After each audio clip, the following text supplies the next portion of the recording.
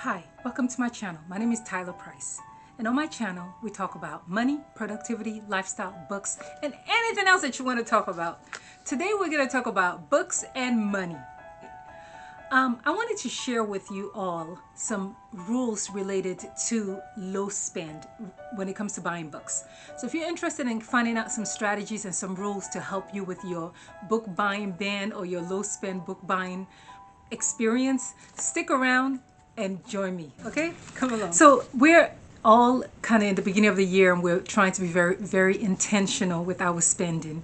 Many of you have reached out to me wanting to know what are some of the ways that I've kind of successfully implemented my low spend book buying ban. And it's had a lot of different names. I think we're going to land on low spend book buying ban. And so there are a few strategies that I want to share with you. But before I do, I wanted you to first kind of think about what is your why? Why are you trying to do this? I think it's important before embarking on anything to kind of determine what is your why. So once you've determined what your why is or are, then you could kind of sit down and set up some ground rules. So I have 7 that I'll share with you.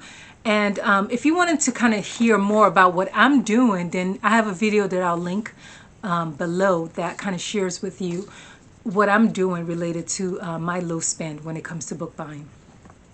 So the first thing that you really need to do is you need to set a clear budget and be very intentional about it. I don't know if any of you do like cash envelopes. I used to do a lot of cash envelopes. I haven't really been doing that lately. I may go back to it. And when I did my cash envelope, I had $25 a month that I allocated for books. And that doesn't sound like a lot, but for me, I had a lot of books that I needed to read.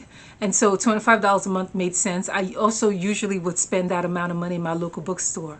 And so again, in my local secondhand bookstore where I had points. So $25 would get me a few books per month. But, again, set a clear budget in terms of what you want to do and kind of keep track of your spending. So a cash envelope is one way to do it.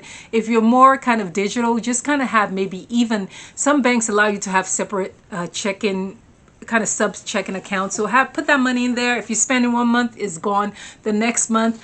Add the $25, and if you didn't spend it, then you have more months for the next month. The second item is create a wish list. Like create a wish list of books that you would like to purchase. I usually, when I'm watching YouTube now, just because I'm on a low spend, if there's a book that I want to check out, I first check out the library. If the library doesn't have it, then I'll add it to my wish list. And when I'm ready to read the book, then I can purchase it, but not before then. So create a wish list of books that you would generally read, that you want to own, that you want to be part of your collection. The third is limit impulsive buying. So you know how we like all book girlies and guys, we like to go into Barnes and Noble, we like to walk around, we like to purchase books or walk around and leave with a book. Like it feels so good to leave Barnes and Noble or I don't know, Books A Million, local books, or wherever you go with a book. It feels so good to walk out of there with a book. I get it. Totally. I feel you, my girlfriend. I feel you. But definitely limit your impulsive buying. The next one is embrace the public library. And I have to tell you, I've been doing that lately just because I'm trying not to buy books. So I will go to the public library and sometimes I check out books that I know I'm not going to read, but I return them. I keep them, like if I know for a fact that I'm not going to read the book, but I just had to leave with it, I'll return it a few days later. But for the most part, I'm trying to read more library books. So embrace your library. The library has so much to offer and you're paying for it, so you might as well use it. And related to the library, there's also kind of the library apps. I think Libby. I haven't really used much of those just because I have Kindle Unlimited and I've been doing a lot of that. And I want to get into audiobooks in February. So maybe I'll check my library and see if there's any kind of, if I could check out some of the audiobooks there. So number 5, unhaul and declutter regularly. Oh, most of these books are new. I just purchased, I would say 80% of them were purchased in the last 6 months. But I do have a handful of books that I've had for a while that I have not read. So like, I have some books by, I don't know who, yeah. The Husband's Secret by Marjorie. I think that's how you say, Leanne Marjorie. I think that's how you say her name. I have her books. I have a few books by her, and I haven't read any of them. So, but yeah, Declutter. If you know you're not going to read a book, like bless somebody else with it. You could resell it if it's a newer book. You can give it to a free little library. The only thing, guys, let me just put public service announcement. Let me put it out there. Let's not put crap in the free public library. Let's not put crap there. It is not a trash can. Let's put books that we ourselves will want to read. Let's not put crap there. Okay, so I just want to put out there because there are some books that are not worth reading. I mean, let's just keep it a buck, right? So definitely, let's not put books there that we ourselves would not want to read. Public service announcement. Okay, back again. So yeah, unclutter and dehaul regularly, and then number 6, participate in challenges. So I saw a challenge on one of my Facebook book groups that I'm a part of, and it's the Taylor Swift challenge. So I'm going to participate in it. I'll put a screenshot right either here or here of what the challenge looks like. But there are challenges. Now be careful with challenges, because sometimes I think challenges kind of puts us, at least in my opinion, challenges puts us in a book slump, because you just feel like you have to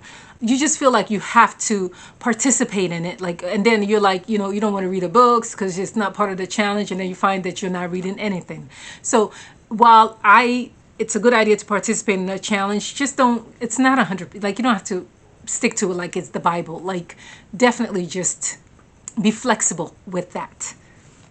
But yeah, the Taylor Swift challenge, I was kind of going through it, and I was like, some of it I think I can I'll do, and I'll put a challenge up, and then while I'm editing this, I'll put an X on the ones that I think that I've done so far, so you guys can see both of them, either in one of the 2 sides. And then the last one is to reward yourselves with milestone. So celebrate the success of each month that you complete with with this challenge. Like, again, one thing I don't think I said earlier is have a duration for the book buying ban, or low spend book buying period. It shouldn't be forever. Like, what I'm doing is I'm doing mine for the first half of the year, so only about 6 months, and then after that I'll reevaluate and see if I want to make some changes. But whatever it is that you're doing, just kind of have a time period for it, so that way you don't feel like you're constrained. You don't feel like you're in prison, bound to this rigorous, horrible, inflexible situation that's impacting your life. I'm just kidding. But yeah, definitely have a time frame for it, and then celebrate the success. If your goal is 6 months, every month just give yourself a pat on the back or something. So these are the 7 rules for kind of a low spend book buying or book ban. So let's just list them again. 1, 2, 3, 4, 5, 6, 7. So these are the 7 items. I hope that you guys enjoy this video, and if you want to kind of reach out to me, definitely like, subscribe to my channel. This is a new channel. We're still kind of getting along with it. Like, subscribe, share, and I'll catch you on the next one. But before I go, I just want to say thank you for riding with me. Bye.